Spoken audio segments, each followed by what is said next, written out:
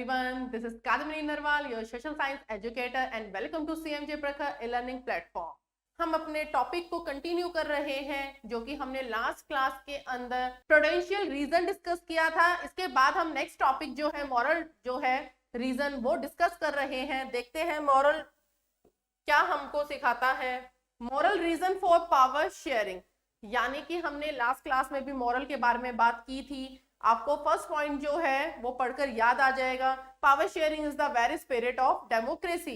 It means जो श्रीलंका है बार बार कह रही थी कि हमारी कंट्री तो डेमोक्रेटिक है, जो कि डेमोक्रेटिक कंट्री नहीं है। वो आपने भी और हमने भी सबने देखा है कि वहां पर पावर को शेयर नहीं किया गया था। एक के हाथ में सारी पावर चली गई थी, यानी कि सिन्हालास के हाथ में सभी पावर चली गई थी, तो वो डेमोक्रेटिक कंट्री नहीं है। क्लियर है ये हमारा। नेक्स्ट जो है, a democratic rule involve sharing power with those affected by it's exercise, यानी कि जो डेमोक्रेटिक जो कंट्री होती है, अब वो क्या है उसमें वो, यानी कि डेमोक्रेसी क्या होती है। अगर हम डेमोक्रेसी की बात करते हैं तो डेमोक्रेसी में तो यही होता है कि पावर सभी को इक्वल मिलती है, किसी एक के हाथ में नहीं होती है, तभी तो डेमोक्रेसी होती है ना। लोकतंत्र तो तभी होता है। और डेमोक्रेसी क्या होती है? By the people, to the people, for the people. ठीक है, जब पीपल के लिए ही, यानी कि मेजोरिटी हो या माइनॉरिटी हो, पीपल में तो सभी आ जाएंगे ना, सारी जनता आ जाएगी ना। कोई ये तो नहीं है ना स्पेशल जनता मेजोरिटी वाली है या स्पेशल जनता माइनॉरिटी वाली, ऐसा तो नहीं है। जनता तो सभी आएगी। तो अगर डेमोक्रेसी की बात करते हैं, to the people, for the people, by the people, इन सब की अगर हम बात करते हैं तो डेमोक्रेसी के अंदर पावर जो है सबको इक्वल जो है डिस्ट्रीब्यूट होएगी। सभी इन्वॉल्व होते हैं डेमोक्रेसी के अंदर। तो involve sharing power with the those affected by it's exercise, यानी कि जो भी उससे इन्फ्लुएंस हो रहे हैं पावर से, तो उन सभी को जो है पावर इकट्ठी मिलनी चाहिए। ये यहाँ पर आपको क्लियर कर रहा है। तो जो सेकंड पॉइंट है, people have a right to be consulted on how they are to be govern, यानी कि कैसे वो गवर्न करे। फॉर एग्जाम्पल जैसे वोट के थ्रू, ठीक है ना।